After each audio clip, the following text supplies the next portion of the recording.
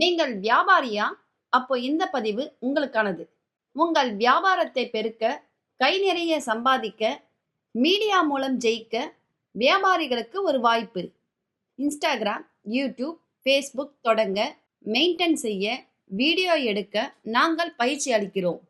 உங்கள் வியாபாரத்தை பற்றி ஆண் பெண் குரலில், பல குரலில் உங்கள் விளம்பரங்கள் மக்களிடத்தில் எளிதில் கொண்டு செல்ல சென்னை சாய் மீடியா.